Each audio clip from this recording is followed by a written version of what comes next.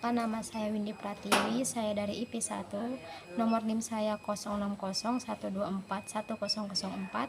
Di sini saya akan menjelaskan kedudukan, peran, dan fungsi Pancasila. Secara etimologi, Pancasila berasal dari kata Sanskerta yang berarti panca adalah 5, sila adalah dasar, yang berarti Pancasila yaitu 5 dasar.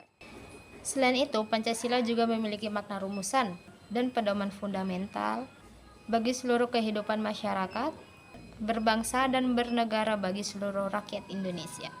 Kesatuan sila-sila Pancasila sebagai suatu sistem filsafat.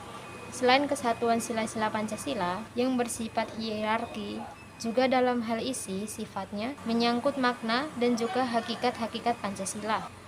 Kesatuan ini meliputi kesatuan dalam hal ontologis, dasar epistemologis, serta dasar aksiologis dari sila-sila Pancasila. Kemudian kita masuk ke sila-sila Pancasila.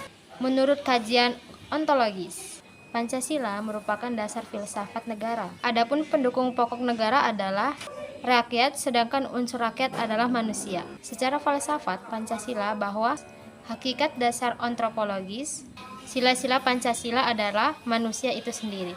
Kemudian yang kedua, sila-sila menurut kajian epistemologi. Sebagai suatu ideologi, Pancasila memiliki 3 dasar pokok. Pertama, logos, yaitu rasionalitas atau penalarannya. Yang kedua, patos, yaitu penghayatan. Dan yang ketiga, yaitu kesusilaan. Sebagai suatu sistem filsafat serta ideologi, maka Pancasila harus memiliki unsur rasional, terutama dalam kedudukannya sebagai suatu sistem pengetahuan, yaitu sila Pancasila menurut aksiologi. Dilihat dari sudut pandang estetikanya, urut-urutan 5 sila ini menunjukkan rangkaian tingkat dalam luas cakupan atau isi sifatnya. Artinya, sila yang di belakang sila lainnya lebih sempit atau sangat kecil cangkupannya atau merupakan pengkhususan atau bentuk penjelmaan dari sila-sila yang mendahuluinya. Kemudian kita memasuki Pancasila sebagai ideologi bangsa dan negara. Selanjutnya berikut beberapa karakteristik dalam suatu ideologi. Yang pertama, ideologi seringkali muncul dan berkembang dalam situasi krisis, seperti situasi krisis di mana cara pandang, cara bertindak yang sebelumnya dianggap umum dan wajar di dalam suatu masyarakat telah dianggap sesuatu yang sudah tidak dapat diterima lagi. Keadaan semacam ini biasanya mendorong munculnya akan ada suatu ideologi. Kemudian yang kedua, ideologi merupakan pola pemikiran yang sistematis. Ideologi pada dasarnya merupakan ide atau gagasan yang akan ditawarkan ke tengah-tengah arena politik. Ketiga, ideologi mempunyai ruang lingkup yang luas namun beragam.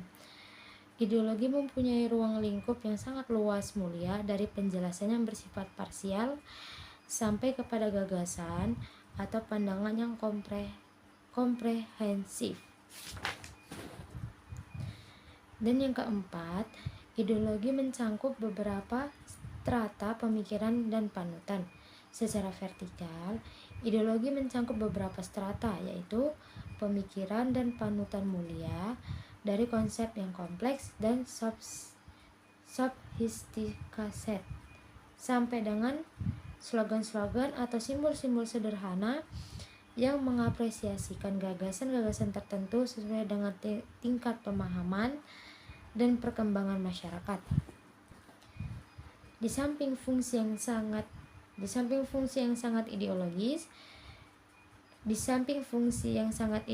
juga mempunyai fungsi khusus yang sifatnya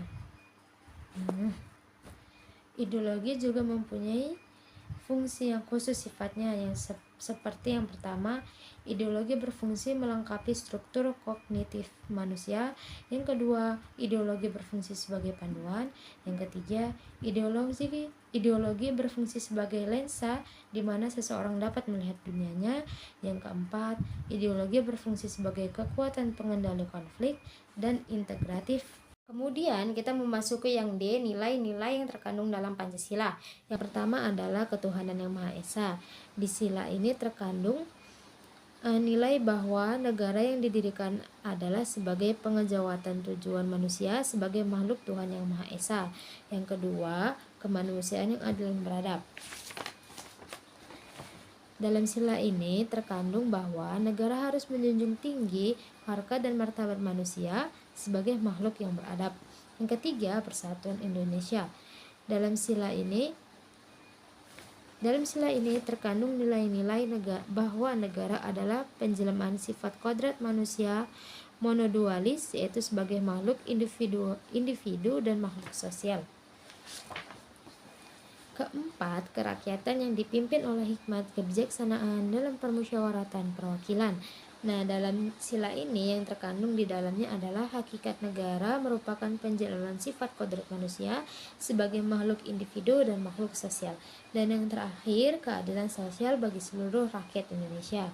Dalam sila ini terkandung nilai-nilai yang merupakan tujuan negara sebagai tujuan dalam hidup bersama.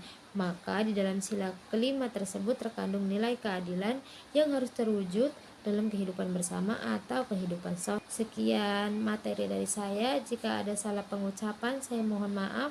Assalamualaikum warahmatullahi wabarakatuh.